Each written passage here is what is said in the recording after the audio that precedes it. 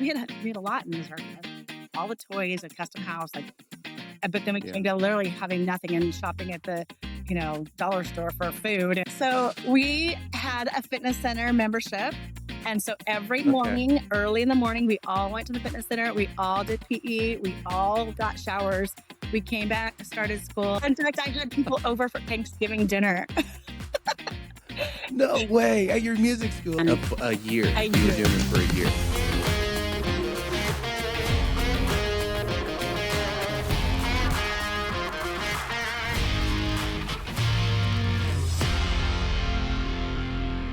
Quick word before we start. Look, I've been where you are. You got into this business because you love the performing arts and inspiring students, not because you wanted to be a bookkeeper and a scheduler.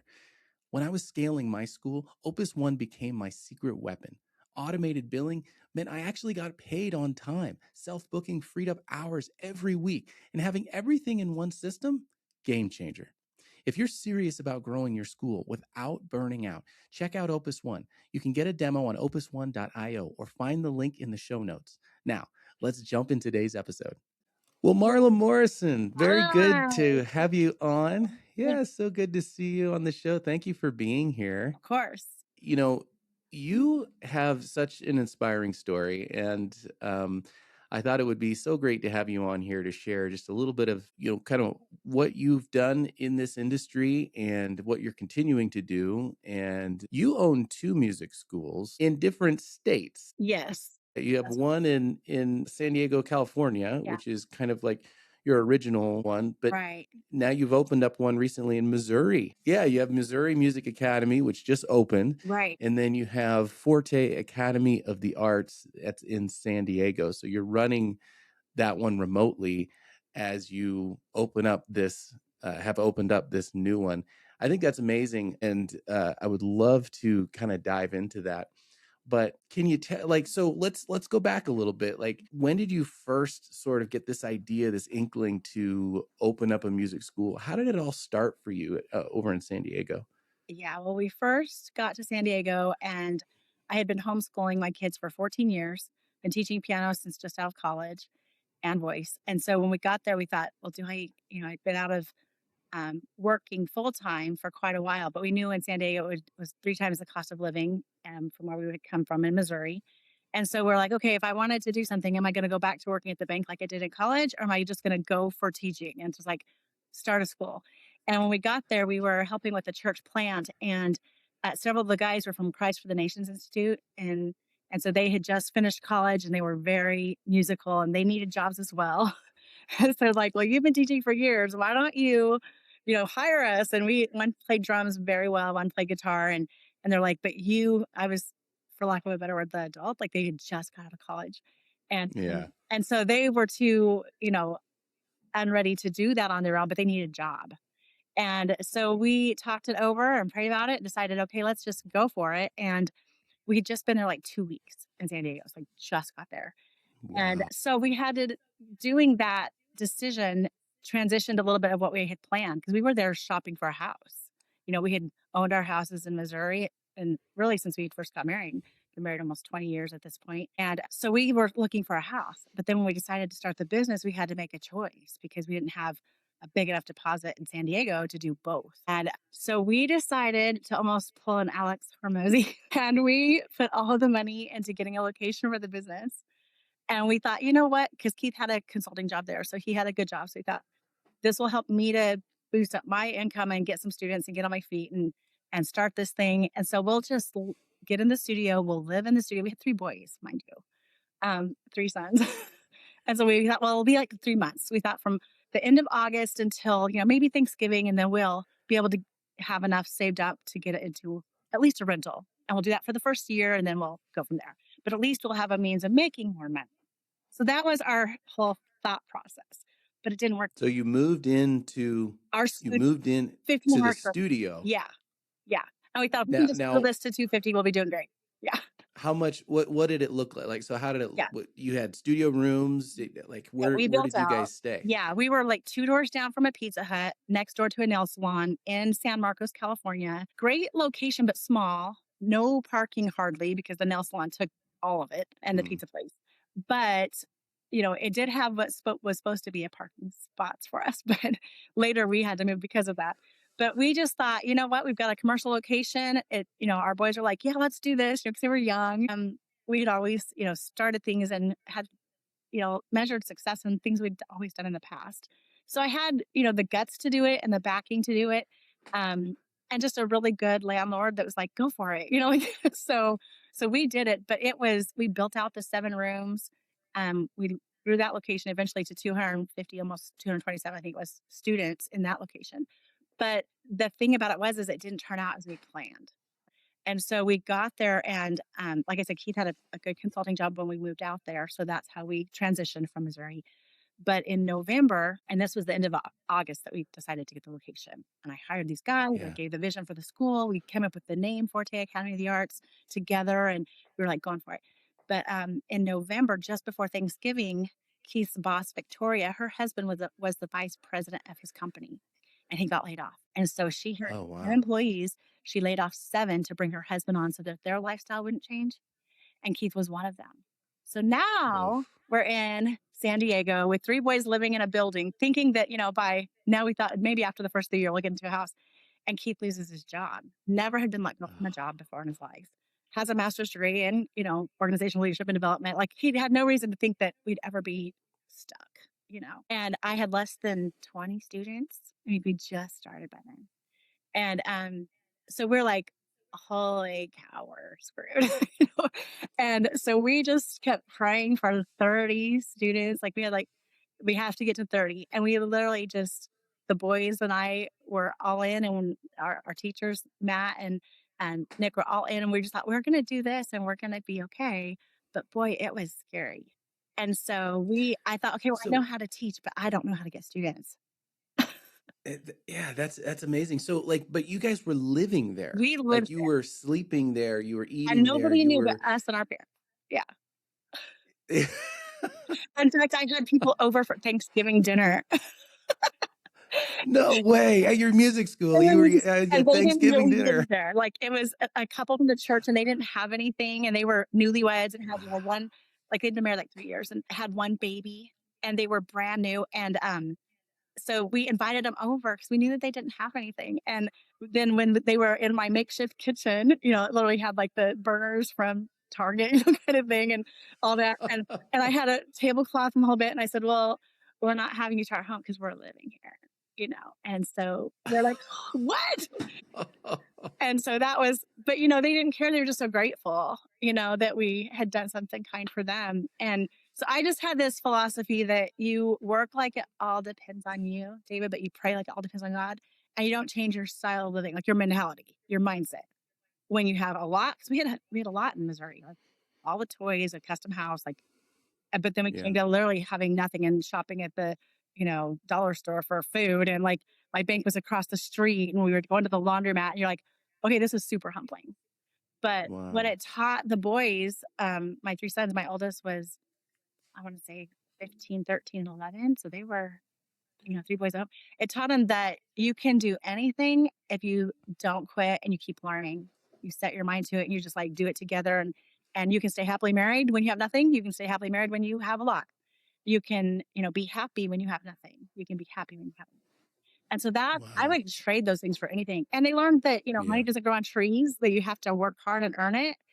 And I think it made us stronger, but it was sure hard. There's a lot of me having sleepless nights while I learned the marketing piece, because I'd been teaching for years, but I didn't know how to get students. So we moved there, we knew 11 people.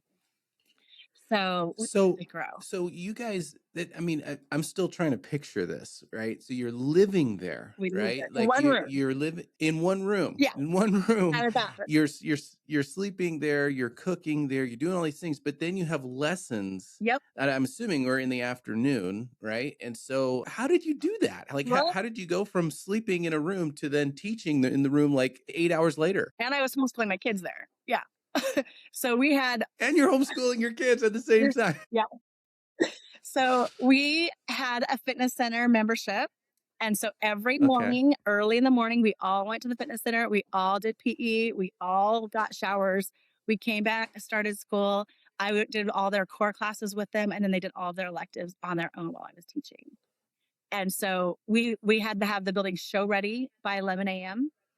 And that meant that all of the boys and Keith had started just doing a job serving, and he went to Red Robin and was serving, and then he finally got a management job at Panera, and then finally he got into more coaching and stuff again. And he was in ministry as well. So for a while, he was just whatever we could do to put food on the table. But our family, like it was my job to set the climate for our home. That a home is where you live and where you live your family. It's not a building. It's not a Mhm. structure that you can make anything work because it's not about the what. And so we just had to have it show ready by 11 a.m. And they had each their little desks in their one room that what because we only had three teachers to start. So that one room we would lock the door and we had everything in tubs. Like so no one if they walked in could would know what's going on. And we just did it. And we just, we looked at it like an adventure. And we didn't think we were there almost a year before we got into our first home.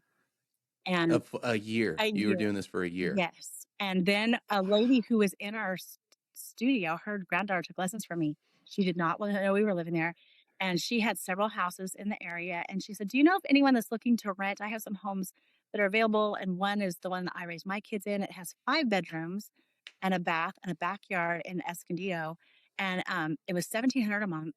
And she said, "I'm looking for a good family to rent it." Well, I had been praying, David, that I'm like, "Give my boys their own room again. Give us a backyard," and we live in San Diego. Be like, they need a place to play. Like they need their own space. And this is, as a mama, you're just like, we came from a beautiful home and like they had all the four wheelers and the toys and then they're like doing this. And after a while, when you don't invite your friends over and you feel like you just can't even, you know, I'm like, give my boys their own room and give them a yard and fix this for us. God, we're trying. Yeah. And when she offered that, it was a miracle, honestly. Like we lived there for 5 years, and then our second home after that was 3,000 square feet and had an in-ground pool again. And then after that, we had an even nicer house on an acre. So just show the boys that you can go if you just stay with it.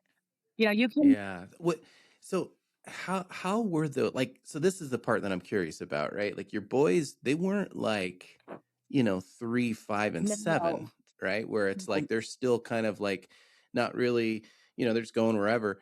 They're in these really critical years, Yes, very much. where they're teenagers, preteen, like Yeah, what were some of those conversations like? Did yeah. they question your guys' judgment? Did they push back at all on that situation? What was that like? No, they didn't push back because we already had a really close family, and they already knew and believed that we had their best interests at heart. And they had Yeah. seen us grow things through the years. Because, like I said, we've been married almost 12 years. We've grown churches. We've grown nothing that we'd ever done had failed, Yeah. thankfully. And that's just glory to God, honestly. So Yeah. they believed that it was temporary, first of all. And they believed that they saw kids play off how their parents feel. So the tone of the home. I believe that women, especially, have the power or the ability to set that thermostat on their home. And so that was my job is to make sure that it felt happy and it felt fine and it felt like this is exciting and this is going to be okay. And even when we're not wanting to put up an air mattress up and down every night, even when we're not wanting to go to the fitness center to shower, that it's temporary and we can do anything if we do it together and just believe that. And we prayed. I mean, we would get in, we had, a lobby of her parents' sitting room. We would get in that room, David, and we would say, let's pray we get to 30 students as a family. And then we had rewards for every, 15 beyond that for our family. So at 30, we got to go to dinner and a movie with our whole family. So that was like a big deal because we hadn't done it in several months then. And then when we hit, 50, and then later they saw that we had Disney passes for the year. And we saw like they were the prizes upped as we grew our finances. They started working at the Yeah. studio at $4 an hour, cleaning the bathrooms and stuff. And then later they learned how to do the front desk. And now all of them, like Tyler's got a marketing job, making really good money here in Missouri. Jordan has been teaching. And he's also done marketing for his church and done all the IT and tech. And they all got full ride music and academic scholarships. So Keith and I paid nothing for their college, and they have less than 10,000 Wow. when they got out. Like, so they see the benefits of like, I don't know. It's just the miracles that can happen when you don't quit and you have the right attitude. Well, you just sort of emit positivity. Yeah. It's very inspiring, I think. So I can imagine that you set a very good temperature even during the hardest times. Yeah. But that's amazing, Marla. That's amazing what you did and what you pushed through. Thank you for saying that. I thank you for saying that. But, I really do believe that God gives you a grace for what you have to go through at the time. Because would I want to do that ever again? No. Do I know how I did it? No. But I know that when you believe, other people start believing with you. Hmm. Like my teachers believed it was going to work. My parents were excited about it, the beginning process. And then when you see those benchmarks of hitting 30 and hitting 50, you're like, okay, this is going to work. I just have to keep at it. And I really did learn Yeah. things that I didn't know. I quickly realized I don't know how to tell anyone in this big city that we're here. So I learned the marketing piece. And once I did that, it was like no bars, hell, now we're going to get it. So yeah, And did you have any family or like did you know anybody there? we knew we had been in Missouri with really good friends that we went to college with. And during that time in Missouri, our church grew from 400 to 1,200 people. And Keith was on Wow. staff there. And so our pastor was asked to come be the pastors over the state of Missouri and kind of train pastors and that kind of thing. Well, his brother went to plant or start a church in San Diego, and they had seen how we had helped Wayman and Kimberly there. And so they asked us to come and be part of that church plant. So that's how we ended up in San Diego. We said, sure, we'll do it. Okay. And we're happy to help you. And so, you know, the question that you asked was, how did we get started there? Is that correct? I got sidetracked. Yeah. Yeah. So that's how we got started in San Diego. So we had seen several things grow and knew that we could do it and just believe that it would Wow. transfer. Yeah, yeah. No, that is really amazing. I remember when Tiffany and I had a similar beginning actually. Yeah. It was in a really difficult time when I actually used to be in the real estate industry, and I came over, basically everything crashed in 2008, and we lost everything, our houses, our cars, all that, and ended up sort of starting the music school in that kind of that similar Yeah. place of like, but the difference for us was we were literally living with my parents, Right. and we started the music school in the backyard. We took an old tool shed and we Wow. converted it into a little studio. But having that support was a big deal. Right. So for like just We didn't have listening that. to like what you're Yeah. talking about, you didn't even Yeah. have that support. No. You did this from, Yeah. you just really had to go inward, like within direct family, Sure. and rely on each other. And that probably forged some powerful bonds as a family, to be able to do that. And then you can look back now and say, hey, we did this. But it's always hard when you're in the middle of it and you're looking around and you're like, am I crazy? We Like, thought that a lot. should I be doing this? Right. Like, and so, And it was hard, my husband. yeah, yeah, Yeah, because yeah, he's very, thinking very just like, difficult. "Holy cow, I came here thinking that this was gonna be great, and then now what have we done?" And then, like you said, we only Right. knew Brian and Kristen, the pastors there, and then I think they had maybe 5 or 7 other students from CFNI that had come over for the church plant too. So we knew a couple college students, basically, one couple with a family with kids that were our kids' age. But other than that, we didn't know anybody when we got there. And so you're right. And then my husband's thinking, like, because of course every husband wants to provide well. And he had always had, like, my money was always just for hockey and, private schooling when they were first through third. And then I started homeschooling. So it was just for all the extracurricular, for vacations and that kind of thing. So when I needed the income to be an extra income, and then he lost us, it was really hard on him. And so we were just in survival mode. Like kind of what you guys were in. You just like you do what you have to do Right. today, get through the week, and just believe it's gonna turn. Yeah, you learn, and I feel like that's kind of like next level faith. When Yeah. you're in a place where you literally don't know how you're going to make it. Right. Like there's not really a We blueprint. And of course everyone around you is giving unsolicited advice. yeah. But it's an interesting situation, and it's a very, very difficult place to be. But like I say, the bond that is forged in Yeah. that time is very powerful. But let's talk a little bit about your music school. So Yeah. you guys had this little school, 20 students, 30 students, And it started with one. and it started with one, and I mean, you had this location, you had these teachers, like you had a pretty good setup, it sounds like. So how did you go out into the community? Like, what were some of the things that you did at the beginning Yeah. to get to 30, to get to Right. 50? Like, how were you doing that? Well, I started with what was free and almost free because remember we had no money. And so Right. I found out that there was a farmer's market that was pretty well attended there.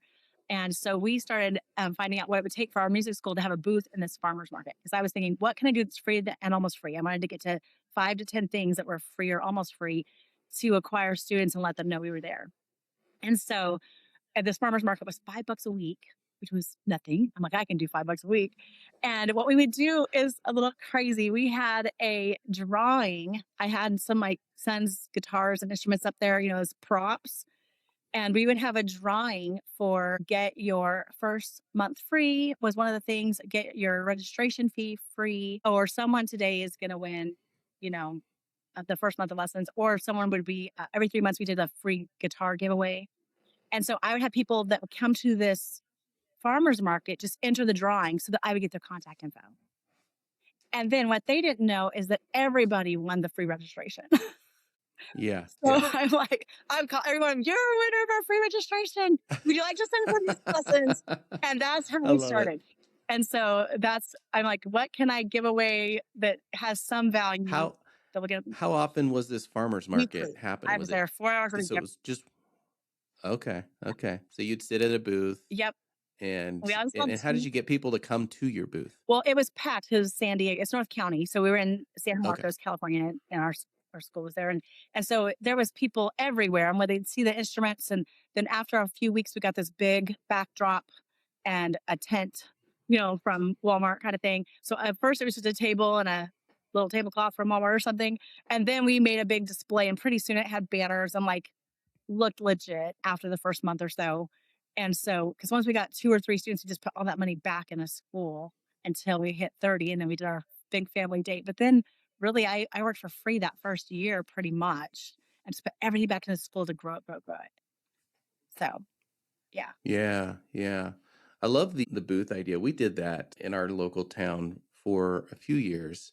The challenge that I had with it was it's a lot of work. It was, Like it's a lot of manual labor to sit and wait, and it's kind of you're just sort of fishing for those people that wander by your booth. But what I love that you said is that you had a compelling offer, and I think that's the part that a lot of people miss because they're afraid to give too much away. I think there's sort of maybe a misconception that like if I give stuff away, then it devalues what I'm doing, and that's just simply not true. right. But I love that you saw that you captured the like we're going to give away free month, we're going to give away registration. But I also love that you just sort of like everybody was a winner. Yes. Because I That's wanted a them that's in a my clever door. little The goal was to get families in the door. yeah, of Like get course, them to of course, come get a tour. You want a free registration. So that's $50 yeah, or whatever. I think it was 40 back then. But yeah, so like getting them in the door was my goal to get as many families as I could right, to go. And it was really busy. There might have been, a couple thousand there. So it wasn't hard to get people to our booth. We always had to have 2 people just to talk to people and not miss people. So it was very sure. busy location and it got us out. And then from there, whatever income that I would start doing, Yelp and get some reviews. My goal was to get so many reviews at first and then get Google reviews and just kind of build as much as I could with what was free and almost free. So with the booth, I just want to come back to that once more. With the booth, how many students would you say you got like Oh man, weekly from that? never less than 2 a week. Like it was Wow. substantial. I mean, we started pretty quickly netting almost 100 students a year Wow. netting. Yeah, So that we grew is to 427 students before COVID hit. And then during that first weekend of COVID, we transitioned everybody because we went to a separate location after that, a bigger location. We had 10,800 square feet in our second location with a performing arts auditorium and 20 teachers. So we grew it pretty quick over the next few years, like 4 or so years. And it mhm. was growing pretty that first year was just getting on my feet and learning, you know, putting everything Mhm. back in the business. But then I started hiring more teachers and just kind of kept growing from there. And then Yeah. got into the second location where we did have good parking and then it was great. And then we stayed in that location until COVID hit. And we were there for about a year after that. We transitioned, like I said, that first weekend from Friday to Monday. We had everybody on Zoom as everybody probably did else that was stay in business. And Right. that went well. But then over that first year, we had 8 of our teachers move out of state, including 2 of my oldest sons who had now been out of college for a while and were teaching with us. And so then Keith and I were like, you know what? We put everything to the business. We don't have a house paid for yet. What do we want the next 20 years for us to look like? And so that's when we decided to buy a farm on 10 acres in Missouri and to be able to pay, that off quickly and get that rolling for us. Cause now we were, becoming empty nesters soon. Our youngest had just married when COVID hit, and now all 3 of our boys are married. And so we were thinking, okay, now it's okay to do that when you're late 30s. It's not so great to not be thinking about what life looks like when you're about to be 50. So that's kind of what transitioned us and thought, you know what? It's a third of the cost of living in Missouri. Our oldest 2 boys are like, we want to go where we don't have to have roommates so we can like find a wife and like buy a house. And so they decided to move out. My sister was out here, her family, my brother and his family, my mom and dad are getting older. And my brother has 8 children, 3 married now and 5 at home. And so I really wanted to be there for my parents too as they're getting older. So that's kind of what transitioned us to open a school here now in Missouri and to buy our home that we would live in. Yeah. So, Yeah. so yeah, It's a beautiful story. thank Like I mean, you guys really came back home, right, yeah. it sounds like after being, and how long did you say you were in San Diego We've total? lived there 13 years, but our school is still there. 13. And so I still go back and forth. In fact, we're going back in 2 weeks to San Diego for a week. So Yeah. the first year that we were here, so we've been here now 3 years, almost 4 years. Um, the first year here, I was out there every 2 weeks. And so I was very much involved there. Yeah. And I still had, a manager there and I still had everything there. And then after the first year, it went to being like once every other month. And then like the third year, it was like once a quarter. I just kind of, as things got more settled and we moved out of our large location when things were closed down for so long. And we had a great friend. His name is Dale, and he had a music school, or not a music school, I'm sorry, a music store there, just about Okay. 2 miles from us, and they were selling instruments and doing rentals, but they didn't have any lessons. So we merged the locations. I still have the business for lessons. He still has his business for selling instruments, books, that kind of stuff. But we rent rooms from them and it worked out great. So it was a way for both of us to still be successful in spite of the transitions that were happening that affected everybody. I love Yeah. it. What's interesting is as a music school owner, the journey sort of go come it sort of comes in waves Right. of challenges, right? Like at the Yeah. beginning, the challenge is just like how do we get students Yeah. to, pay for our electric bill? Exactly. But then once you sort of you get over that hump, you start getting nice momentum with students coming in the door. Then you're presented with some new challenges, and Right. usually that involves like hiring good teachers, Yes. finding a good space. Yeah. What were some of the for you, like as you started to pass 50, 75, getting towards 100, getting to that point, what were some of the challenges that you would say you started to encounter in those experiences? Yeah. That's a good question. Well, I had a different philosophy for teaching than some people do, in that I really am passionate about teaching students to not only play by ear, but also by note. I found that some teachers do one or the other really well. And when we were early married, I met who's now my brother in law, and he had just got a full ride piano performance scholarship, played classical, unbelievably great musician, but he could not tell you where a C chord was on the piano. He had no idea. I Hmm. taught him chords like and so he didn't know any theory, but he played fabulously. And I thought, that's just a shame, you know. And then I had Hmm. I started taking lessons when I was 8. And then we moved when I was 11 years old. So I took like for 3 years. And then we moved. And my mom was our church pianist and she was really sick one Sunday, David. And so my dad says, Marla, you're playing the piano. I'd only been playing by note. And I'm 11 and we had like 200 people in our church. And he's like, you're playing piano. I'm like, so I did it. And then afterwards, I was like, that was awful. So after worship, I walked across to our house to my mom, and she got out in her bathroom and she's like, Marla, it's going to be okay. She was sick. It's all get out. And she sat at the piano. She said, here's the chords. This is how you chart it. So I wouldn't have to try to play it by note from a hymnal. So you weren't. And she's like, this is how you do it and how to play what was then more contemporary. And she taught me how to play those songs. And that night we did the same songs, David.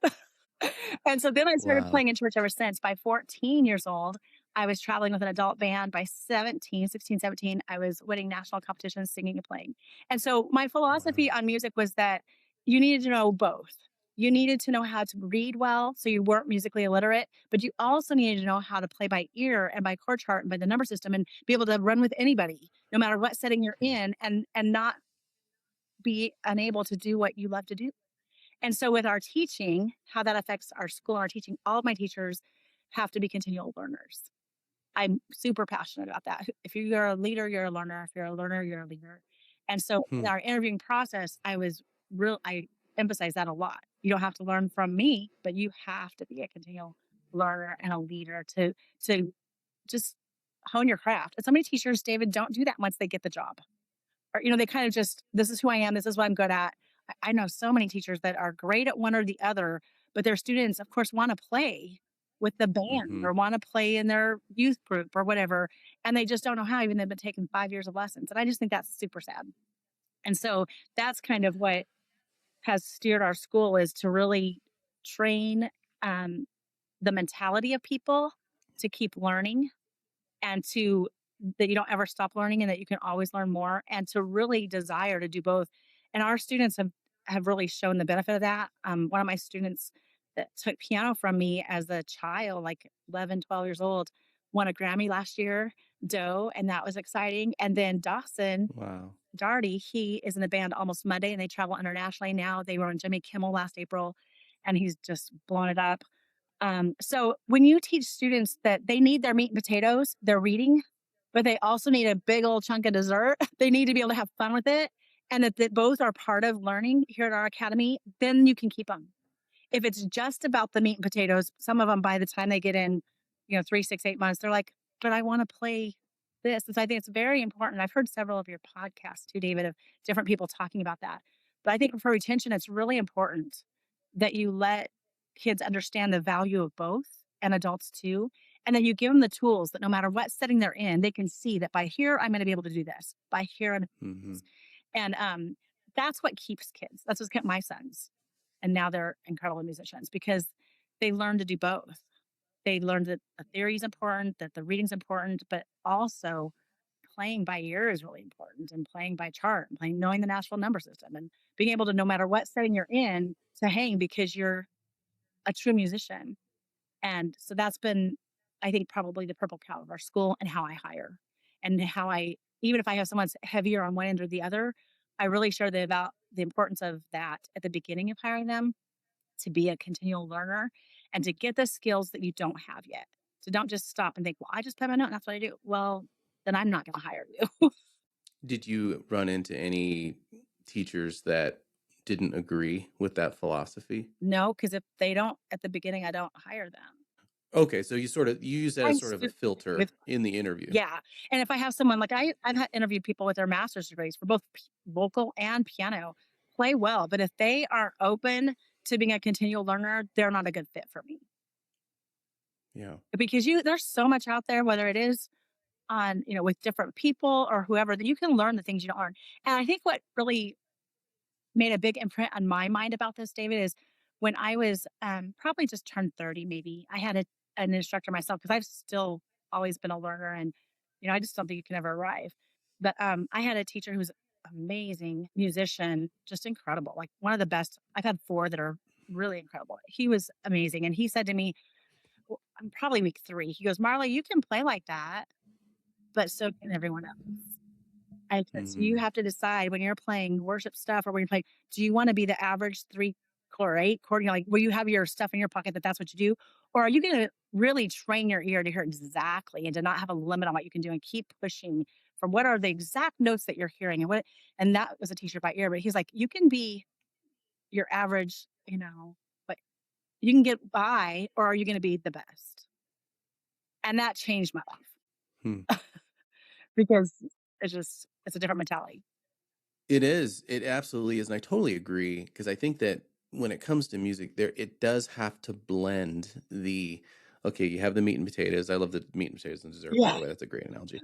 But like you have to have both, right? Because otherwise, your Yeah. students won't want to continue and they won't feel Yeah. excited. It's like, why am I learning all this Yes. stuff? What is it? What Yeah. is it for? But what were some of the things during those earlier stages? 50 to 100 students that were like challenges that maybe were surprising to you that you didn't realize you were going to have to overcome.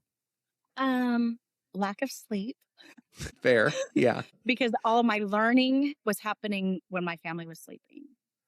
So Mm, I was up early with the boys. We'd go to the fitness center. We would do school until 1 o'clock, 1:30, like from 7:45, 8 o'clock till 1:30, 1:45. And then they were done with all their chores, done with their lunch break, and then they would do their electives. And so those things they could do on their own, I would just oversee it. And I had, people that would come teach them those things. So I was then working at the music school from like 1 to 7 when we first started, even though we were open with auditorium. Now we had a couple that came at noon, but mostly from 1 to 7. But then the evening time was family time. We really guarded that 7 to 9:30 for our family. But then I put the family to bed, and then I had to spend 2, 3 hours, 4 hours, then learning and getting the skills that I needed to really learn marketing and really know how to run a business. And so I wasn't expecting uh 2, 3, 4 hour nights for almost a year. Let me ask you something as we take a quick break. How many hours last week did you spend on administrative tasks that a system could have handled? For me, before Opus One, it was probably 15 to 20 hours a week. That's half a full time job just on admin. When I finally automated my billing and payments, set up self booking for lessons, and centralized all my communications in one platform, I got my life back. More importantly, I got the bandwidth to grow. That's how you go from hustling to scaling. If you're tired of being stuck in the admin trap, go check out Opus One. You can book a demo at opus1.io or through the link in the show notes. Okay, back to it. So that was the thing I didn't expect. But like I said, I think that God gives you a grace for what you have to do at the time. Did I do it perfectly? No. Would I do 1,000 things differently? Yeah. But it worked, thank God. So I wasn't expecting how hard it was on me because like I said, I believe that a mama has the power and the opportunity to set that climate for your home and to be that constant. And I've seen so many moms that don't take advantage of that. And so I wasn't gonna do that. I was committed to that, to make the boys okay and my husband okay, that this was a refuge no matter what it looked like. And so that had to stay the same. So what I sacrificed was myself, my health, my sleep. Those are the things that I'm getting back now that I really sacrificed for 12 years in place of being Yeah. able to make the income and have the business and everything. So those are the things I wasn't expecting because before that I was a different person in those ways. Oh, I think that's amazing. And your commitment to learning, I love that. I love the commitment to learning and understanding that you have to be a learner to be a leader. That's fantastic. You know, one of the things I've noticed, and this was my personal journey too, is most people start a music school to teach music lessons, Yeah. not to build and scale a business. Right.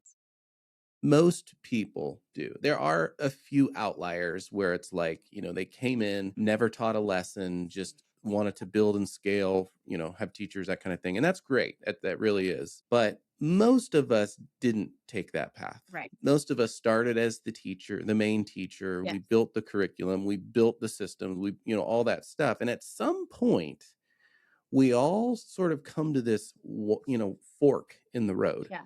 where it's like, I can either continue on doing everything, Right. answering the calls, doing the schedules, managing the teachers, dealing with and then I have my full, roster of students and Yeah. whatever. Or we can start to pivot towards being the owner, Right. the CEO, if you will. Yeah. Um, for you, when was that? I would say I kind of had a similar path before we got to San Diego. Like, right as soon as we got married, my husband had been offered a position in Michigan, and I had majored, of course, in music and him in biblical studies and ministry and that kind of thing in college. And so I thought, well, I'll just teach lessons on the side. So I got a job part time, and then I taught lessons on the side when we'd been married like a month. And so as soon as we got there, I started. Uh, thinking I would teach lessons. And the way that came about was because I was in a church that as soon as I showed up, they said, "Oh, well, you can lead worship and you can direct our choir." And like within weeks of being there. And then as soon as they said that and we started getting ready for our Christmas cantata, several were like, "Will you teach us lessons? We need private lessons." And so that's how I started teaching. It was really quick after we got married and Sure. just literally showed up and they found out I had majored in music and found out, that I could play and sing. And they're like, "Okay, well, we want you to do this and this and this." And it was a church of like 350. It wasn't a big church. But then there was, a choir of 30 or 40. And they said, "Well, will you do the Christmas cantata?" And then as soon as you start that, you're like, "Okay, well, there's 5 people that can't sing here."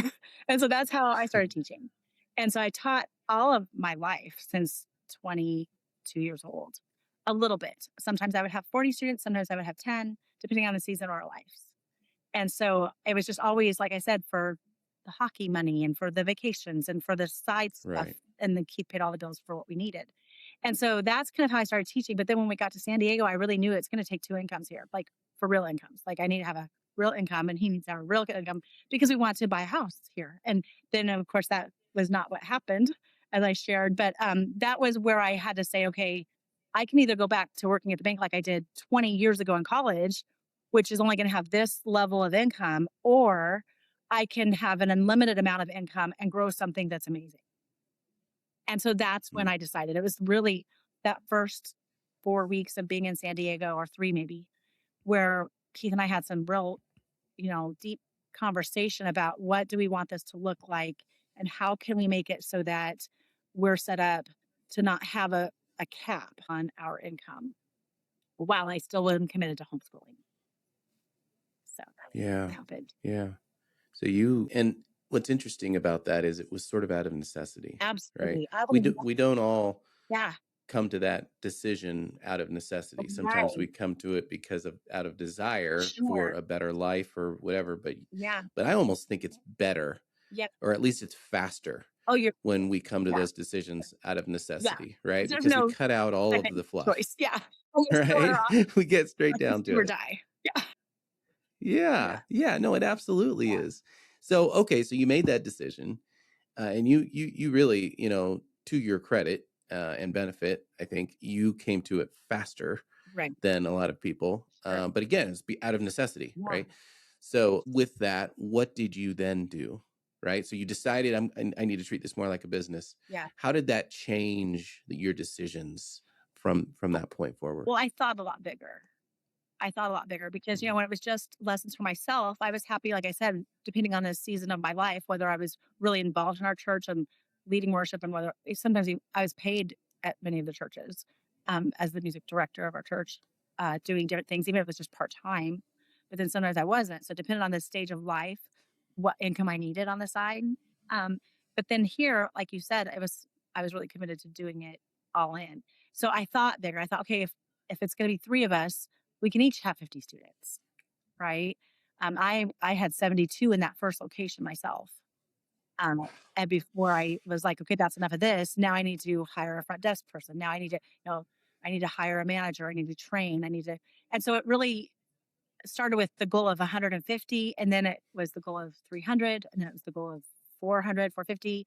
And, I was like, how can we get to where I'm able to really provide an income because once the boys got a little bit bigger, they were seeing it happen for us. And then I'm like, well, they've been taking lessons for 12 years. They're subbing for my teachers now because they're going to college and this could pay for their college. Like they can make Yeah. 30 bucks an hour to start instead of 15 or 17 like their friends are and be working. So then it was like, how can we be a blessing to our family? How can we be a blessing to these people that are now these teachers that I'm able to, help them have a real income and get them full and keep them full.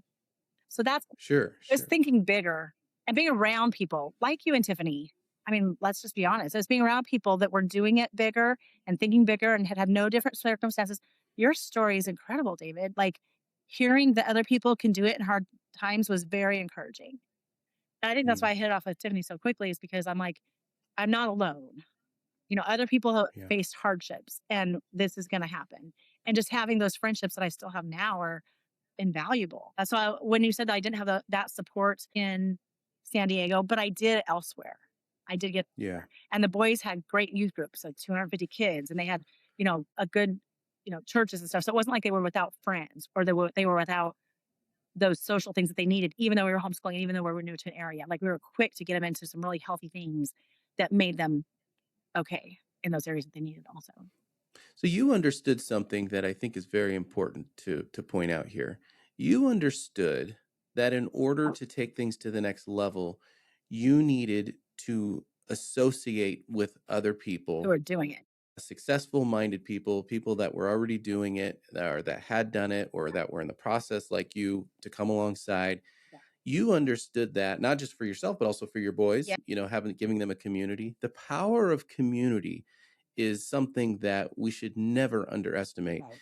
And I love that. I love that you said that because first off, you needed to stretch your mind to think bigger, Right. because that's like, I would say, I agree with you. I think that's probably the first thing, the biggest issue that we have is that it's not that our dreams are too big, it's that they're too small. Exactly. We always put limits Yeah. on That's ourselves. so Yeah, there really is no limit to what yeah. we can do, especially if we're in the right frame of mind and we don't give up. And then there's the aspect of surrounding yourself with those others that are in that same frame of mind, that want to grow, that want to scale, and having that association and sharing ideas and collaborating. So I love that, because Yeah. you're exactly right. That's how you take things to the next level. It's by linking arms and realizing you can't do it on your own. And so that was the switch for you. That you made that switch in your mind. Yeah. Had to. Because I knew that just having 50 students even isn't going to fix the situation. That's not going to buy us a house, like, or get us into a house. And 50 students doesn't in in that setting wasn't going to give me a good enough income and pay the business bills, right? So you have to think big. So that's why originally, and when Matt and Andy came to me and said, like, we need jobs, that's like, let's do this. I have the guts to do it. I know I can do it. I'll figure out how to do it, right? And so that's Yeah. when, and then I wanted them to succeed and them to have a real income as well. And so that was kind of the motivation of like, I'm willing to do the sacrificing for the reward that's to come. And then when you Yeah. have good friends around you, so that there's still some joy in your life, which is a big part of going through hard times, you still have some good people in your life that believe in you and that, you know, and everybody thought we were growing from the first week because I was just like, this is what's happening. I just declared it and professed it and just like, this is going to happen. And so then people were excited with you and would start talking Yeah. about it and telling everybody they knew. And that's kind of was equally a part, not just farmers markets and not just, but also referrals and word of mouth and just like getting people talking about it, getting people excited about it. That's a big part of it too when you're starting out. What did you learn about marketing? Oh my goodness. It was my number one job, of course. Like everybody who's skilled over 300 students, that's what you do. I learned I love it. I learned I'm a really good sales person now. I love to help people have a win. That marketing is all about getting the word out well enough in a way that helps people understand how it's a benefit to them, and that it's not just a one sided thing, but it really is. Like our school is here to be a blessing to this community because they don't have it and we can help set them up for success. And right now, I'm doing a lot of writing, and I really believe that we need to teach like their life depends on it. And so, because so for so many of our students, it does. It gives them the confidence that they need, and so marketing is just a way of helping people to understand how you can meet that need.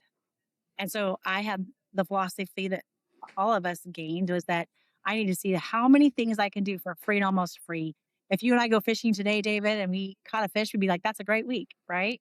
But if we can go at the same time simultaneously to 20 ponds and we catch one fish from each of those things, then of course we have 20 in one day. So my goal was to do many different things and to always be able to make that money back in the first 30 days because I didn't do any of it with debt. I still had taken no debt. And so Mm. I really believed that I wouldn't want to put my family in jeopardy in any way. And I was going to pay everybody on time and I was going to live within my means. Wow, I saw God do the miracle. So you mentioned that you did the booth at the fair. Yeah. What would you say were some of aside from that, like the free or almost free strategies that just moved the needle the most for you? Referrals, giveaways. Like I'd have things in the studio every 3 months that people could, try drawings to win in studio. We did Facebook ads early on. We did Google ads early on. We did Yelp early on.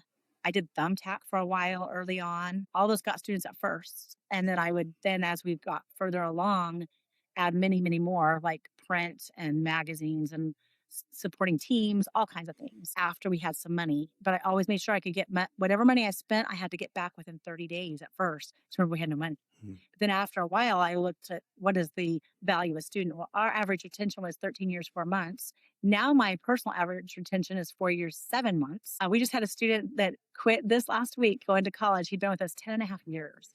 So that's the fun Wow. teaching. But so I really looked at what is the value of a student after the beginning times. And so then I gauged what I spent based on that. But at first, it was literally just I have to be able to know that whatever money I spend, I have to recoup within 30 days. So I never go more than 30 days late on anything. It was that dire at first. Yeah. Yeah. So, and that's, I think that's great. The strategy, it sounds like what you're saying is that it wasn't just one thing. It was No. the fact that you were putting your efforts into multiple Yep. things, Yeah. and those, which I'm a fan of. I like to call that multi-channel marketing. That it's Yeah. you have all these different channels that you're advertising in, and they all bring in. They, even if they just bring in one, One is, yeah. but having multiple is really the key. So that of course necessitates a need for hiring teachers, hiring front desk staff. So then you become sort of a manager. And Right. again, this is sort of that evolution of being a being a business owner, where you go through unique challenges, right? Growth creates unique challenges. They're good Right. challenges, good Different. problems, Yeah. but they are still problems that you have to solve. Yeah. And so what were some of the challenges you faced when realizing that, oh man, we need to hire teachers. I need to get help with admin. Yeah. Walk me through that. Well, with my family, we picked what was naturally in their skill sets first, other than the teachers. So I hired teachers that were actually great musicians and good teachers, and very picky about who I hired and quick to fire. I'd say that too. But Mm, then with everything else, it started out with what was in their skill set. So my husband had, like I said, has a master's degree in organizational leadership and development. So he did a lot of the admin, a lot of the back end, a lot of the system stuff at the beginning. Um, and then my boys started subbing once they were out of high school and into college and were taking college level music classes, but they'd already had 10 or 12 years of lessons. So they started subbing. And then not long after that, when a student would need a different time slot, they were like, well, I've had Tyler sub for real. I want him. And so that's how we got even more teachers at first was I hired the first 5 or so. And then my boys started getting older enough that they were able to teach too. So that took us to 7 or 8 or 9. And then as far as the skill set, once I hit 72 students, I'm like, okay, we're over 150 students now. I need a mm, real manager. I need someone from 2 to 7 at least that I can train for sales and marketing because my boys were filling in before that.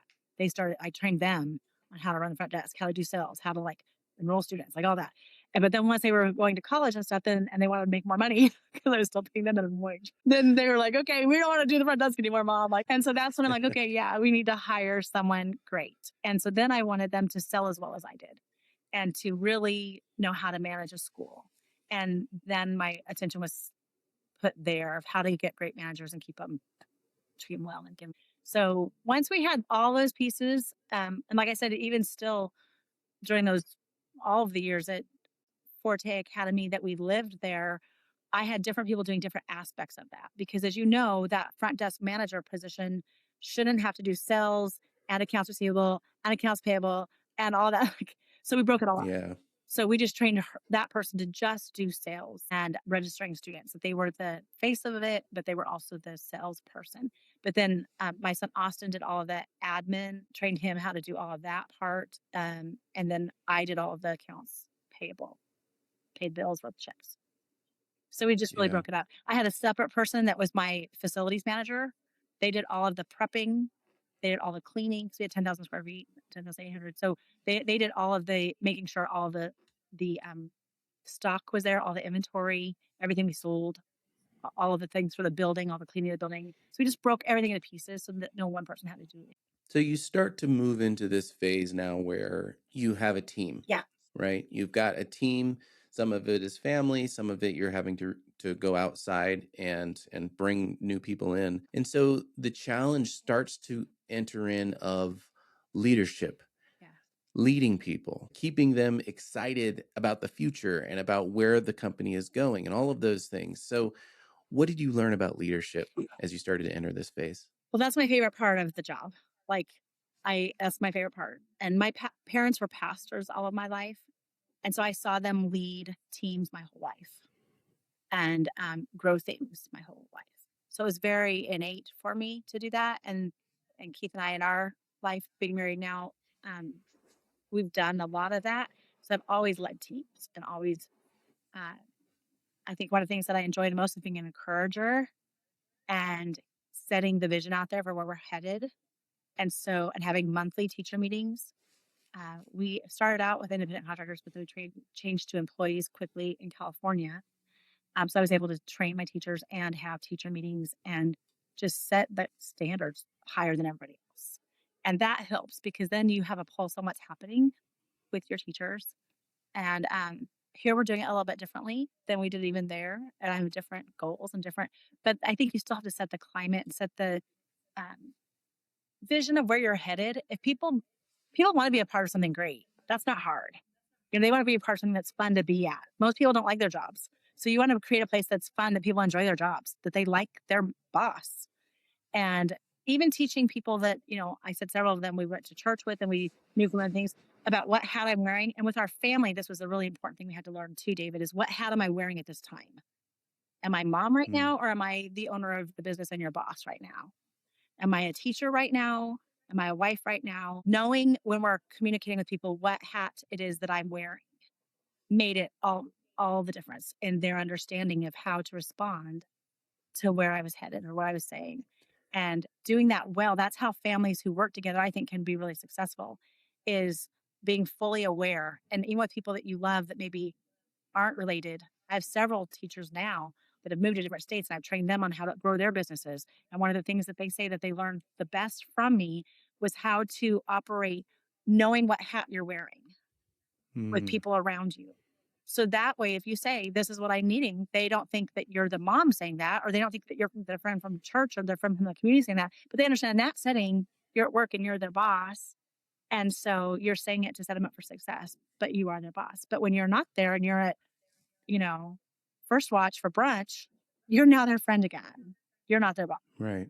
And getting good at that through the years, I think has really helped my sons as well to be able to lead at a high level, but also to have those relationships be healthy if they intermingle. How did you make it fun for people to work for you? How did you make that Yeah. culture a desirable culture to stay in? Yeah.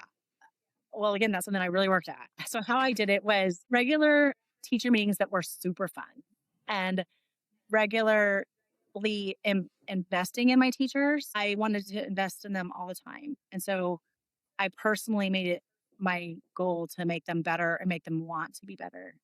And then when they see that value and how they have better retention from that, they appreciate it. And so I think a lot of it was the culture and the climate, like of how it was in the building. Like it was loud and happy in the building. And our front desk person was a bubbly personality. And all of our teachers that I hired had to have that personality. And they all had to like want to be there and be excited. And then I paid them well, and so just helping people to feel like this is better than anything I could get in the area. Like I get to do what I love to do and make money at it.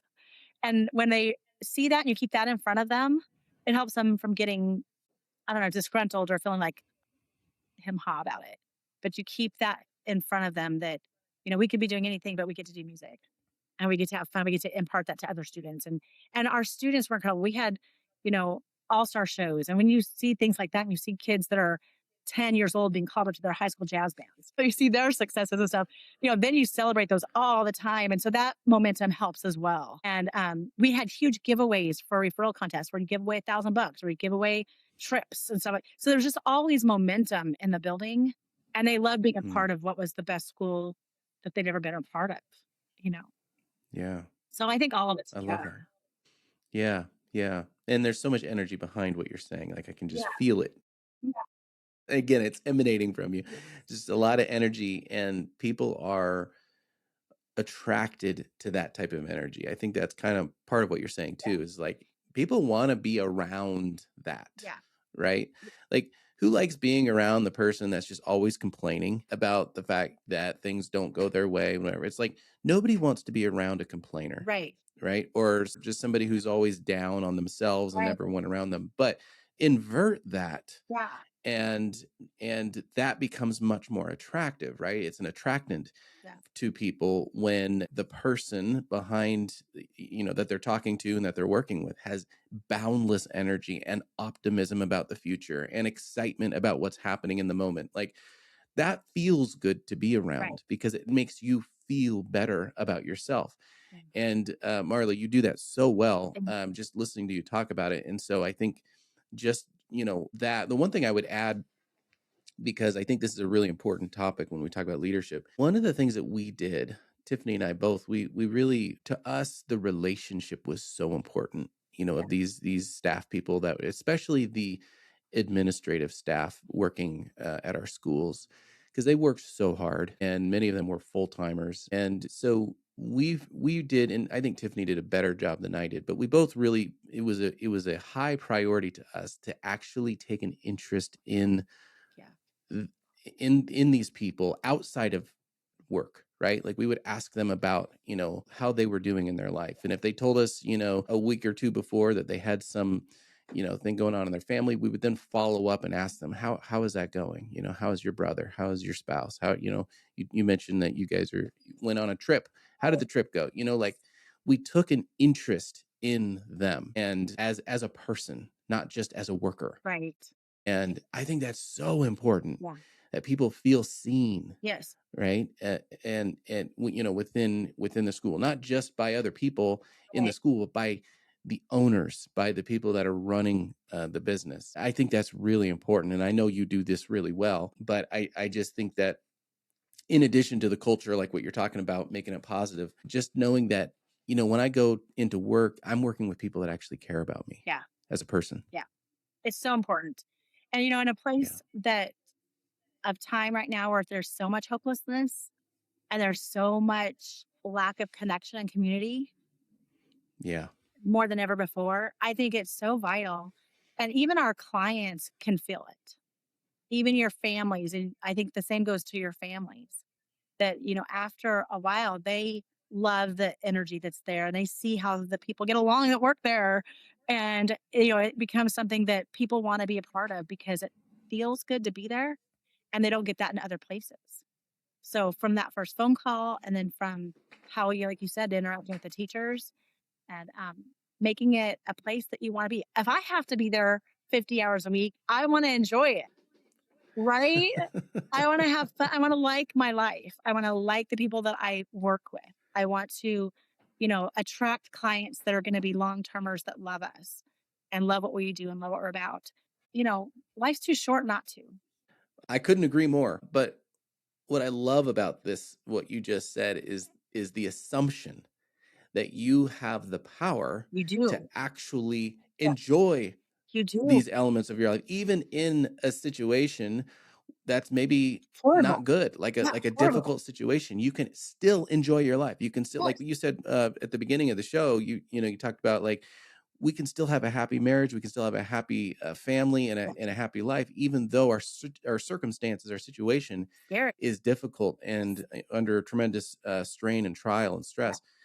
That is so inspiring, Marla, because it's totally true. It's a It's choice, totally true. David. It's a choice. And I also know that for me personally, I'm not saying it happened for me because I am a believer. I believe that your faith has a lot to do with it. That's why it's instilled in me. But I will say it is a choice, whether you whatever faith you follow. I think that you have a choice how your life turns out. It is up to you. And you can live miserable or you cannot. You get to choose that. Nobody can make me miserable. Nobody can make me fail. Now, circumstances can happen, you know, for sure. But it's what you do in those moments that really matters. And you have to dig deep and you have to make a choice every day to get out of bed and to do the right things to move the needle forward for sure. But it's so worth it. It's so worth it because you will see the reward from it if you keep at it. What advice would you give someone who's at the beginning of their journey, starting a school? Maybe they've got 20 students, 30 students, something like that, like where you were. Yeah. What advice would you give that person right now? Set a bigger goal than what you think is possible, like way bigger. Something that you can't do by yourself, something that you think is impossible to get to because it's going to make you think differently. Number one. So set a way bigger goal than what you think is possible or that you think that in your own power you can get to because then you have to think differently. I'm doing that right now, actually. That's something I'm doing right now.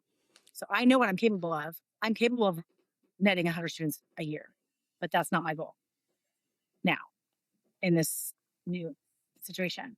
So that's number one. I would make a bigger goal than what you think is possible, knowing that there's more money than what you could ever imagine to be made. So money's not your issue.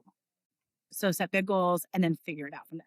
So that's number one. Number two, keep great people around you. Even if it's one, I've already invested in friendships in my life. I have every place that I've lived. I have taken some time and personal time to invest in making friends. And I'm very picky with who my friends are. I only need one or two or three that are great friends that I'd have lunch with once a week or every other week. But that is so important for women, especially, but I think for men more than they want to let on. To have people, like you said, whether it's family or somebody in your life that's cheering you on and that you can say anything to and that believes in you. And it just starts by yourself being a friend.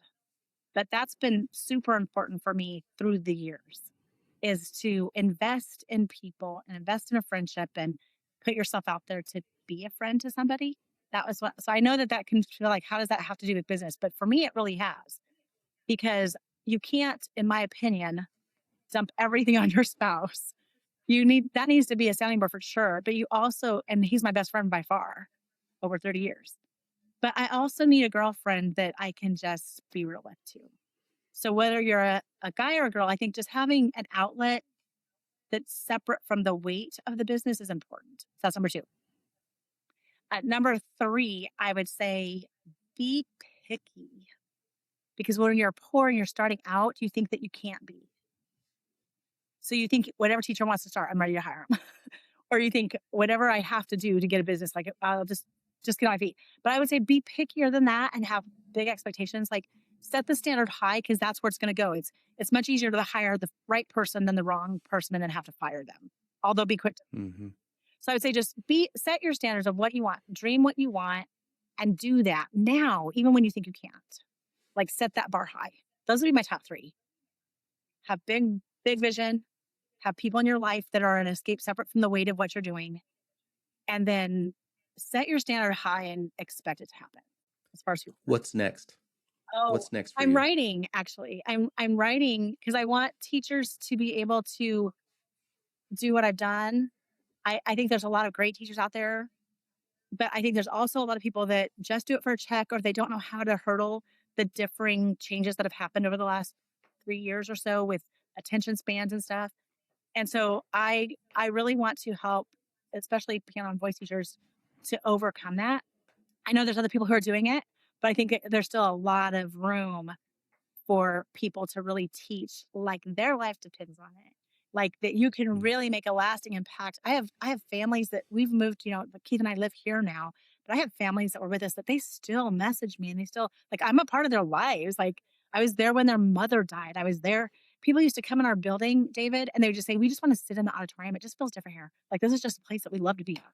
We just want to hang out here." And so things like that, like when you teach in a way that really like all of us have our favorite teacher and that's what I want my teachers to be. So I want to equip people everywhere to be that favorite teacher and to really understand that teaching people not just by note and not just by ear, but also raising the bar for what you expect of yourself.